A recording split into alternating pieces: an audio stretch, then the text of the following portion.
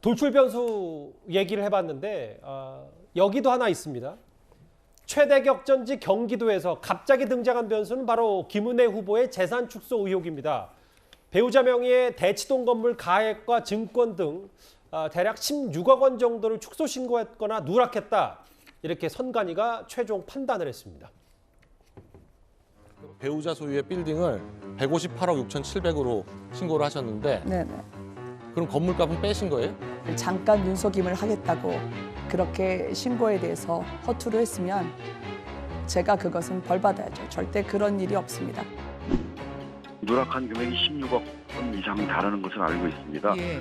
만약에 당선이 되더라도 선거 무효액이 나올 수 있는 정도로 중범죄이고요. 또 자기 재산도 이렇게 신고를 제대로 못하는 분이 어떻게 경기도에 큰 예산을 달면서 도정을 살필 수 있는지. 선관위가 어제 이례적으로 공고를 했습니다. 김은혜 후보의 재산이 사실과 다르게 적게 적혀 있다. 16억 정도인데 김은혜 후보 측도 어제 입장문 바로 내고 인정을 했어요. 실무자의 일부 착오다. 만전을 기할 것이다. 실무자의 착오다. 이렇게 얘기를 했습니다. 뭐 대부분 이제 출마하신 분들이 재산 이 축소 신고 부분에 대해서는 거의 모범 답안처럼 얘기를 합니다. 실무자의 착오다. 예. 물론 이제 후보자들이 바쁘다 보니까 실무자들이 대리를 하지 않습니까? 근데 이 부분은 지금 16억이 뭐 부동산 15억, 그다음에 주식 1억 이 두 가지가 16억이 되는 것이고요. 세 번째는 법정 토론에 나가서 본인의 이제 재산 부분들의 지분을 8분의 1인데 4분의 1이다. 이런 4분의 1, 8분의 1 이걸 헷갈려서 허위 사실을 또 이제 말하자면 공표한 그런 부분들이 지금 선관위에서 부적합하다라는 판단을 내린 겁니다. 그러니까 이제 저희가 말씀드린 거는 김은혜 후보가 돈이 워낙 많잖아요. 수백억대 자산가인데 10 몇 억 정도야 뭐 누락하는 거야. 솔직히 크게 본인은 작은 돈이라고 생각하겠지만 법원의 판단은 좀 다릅니다. 예전에 서귀포 후보가 있었어요.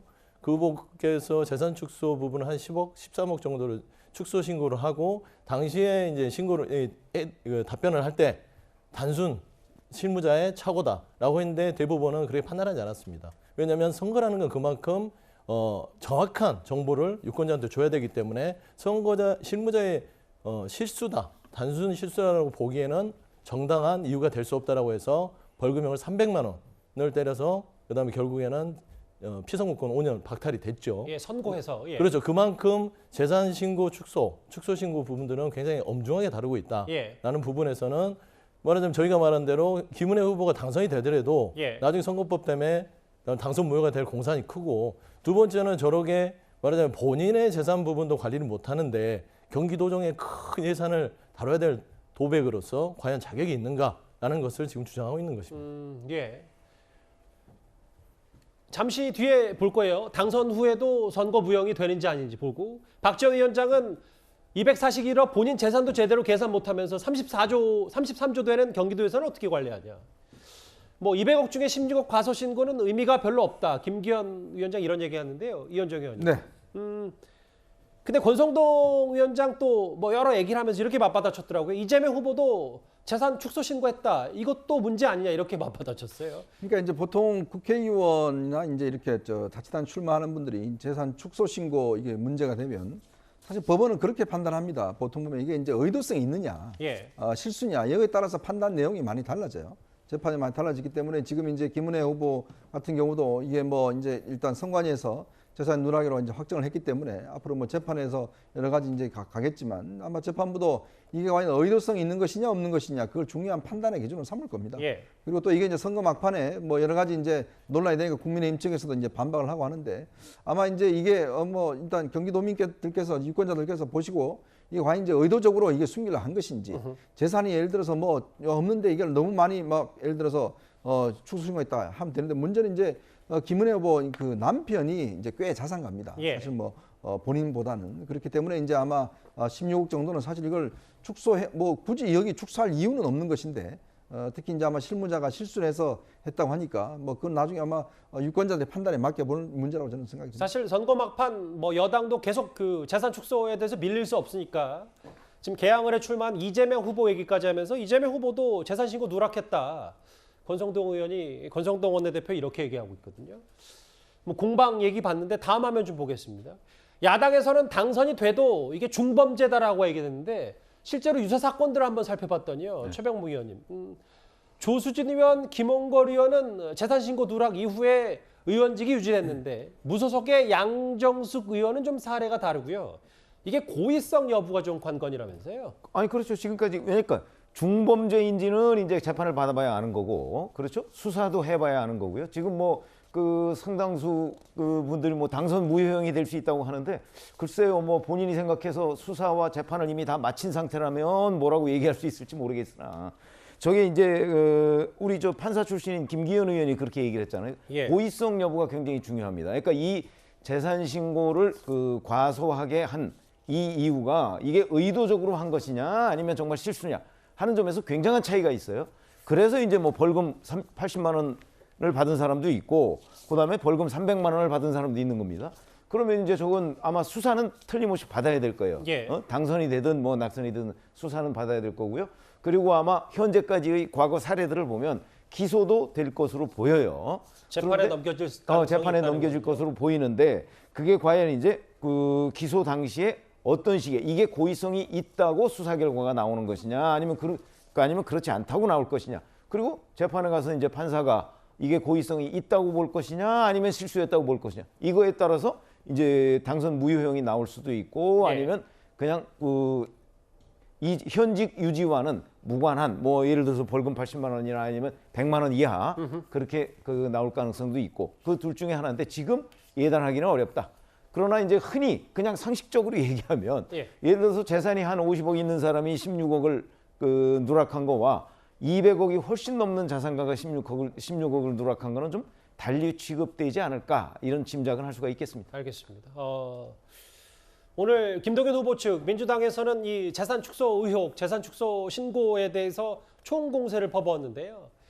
그런데 김은혜 후보 경기도 무박 5일간 유세 중에 이런 일도 있었습니다. 화면을 잠시 만나보겠습니다.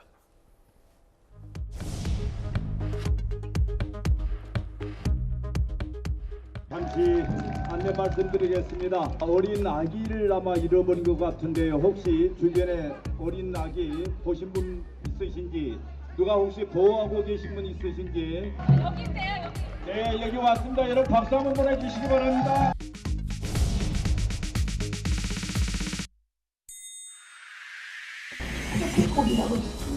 오늘 제 영화를 찍었던 한 사람을 소개시켜드리고자 합니다. 올라오세요. 누구냐면 제가 며칠 전에 법인카드를 안 가져가겠다고 약속했던 사람 있습니다. 여기가 있습니다.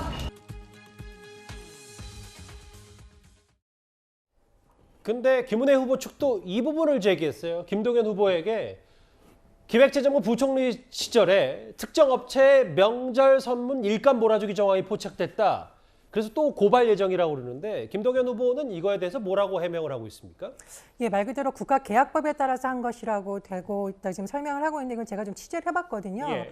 근데 지금 저 실무를 보통 장관들이나 부총리가 일일이 관여를 하지 않는다라고 대다수 공무원들이 제 취재에 응했고, 예. 그리고 누군가가 압력을 넣는다고 해서 그렇게 선정되는 문화는 지금 많이 사라졌다. 왜냐하면 담당 공무원들이 나중에 책임을 져야 되기 때문에 그렇다고 예. 합니다. 그래서 일단 뭐 정확한 것은 검찰에 지금 넘어갔기 때문에 봐야겠지만 그런 해명을 하고 있다는 거 말씀을 드리고요. 예. 제가 보기엔 사실 이 논점보다는 최근에 오세훈 서울시장의 한 발언이 오늘 언론 보도에 나온 것이 야당의 공세점이 되지 않을까 싶은데, 지금 그 공항 문제와 관련해서 서울시 의회에서 오세훈 시장에게 질의를 한 바 있습니다. 진행 평론 정말 죄송한데 그 네. 부분은 또 저희 이어지는 잠시 뒤에 준비가 돼 있으니까 그때 말씀드리기로 하고, 그럼 제가 한번 추가로 질문 드리는 건, 전현 평론에 취재를 해보니까 이게 이런 일감 몰아주기나 명절 선물을 특정 업체에 하는 거는 실무자 선에서 더 되는 문제다, 이 말씀을 하셨는데, 그것이 아니고요. 예. 지인이냐 아니냐는 핵심 쟁점이 될 수가 없다라는 겁니다. 예. 왜냐하면은 부총리 정도에 되는 인물들은 대다수가 지인일 가능성이 있기 때문에 그것은 쟁점이 아니고요. 예. 계약법이라든가 규정에 따라서 잘 했느냐가 핵심 쟁점이고, 예. 그 부분을 봐야 한다는 주장을 하고 있다는 겁니다. 그러니까 선뜻 이해는 잘 안 돼서, 그러면 뭐 이게 부총리급이 웬만하면 다 지인이기 때문에 그 부분을 법적으로 이렇게 딱 이분해서 나누기 어렵다고 하면, 근데 만약에 이 의혹이 사실로 밝혀지면 책임은 근데 당시 김동연 부총리가 지는 건 맞는 겁니까?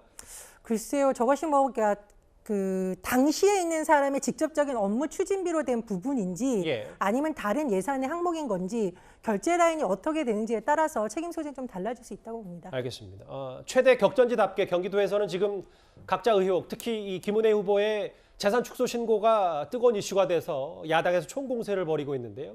경기도 얘기 그리고 윤호중 비대위원장의 노인 평화 발언까지 돌출 변수 만나봤습니다.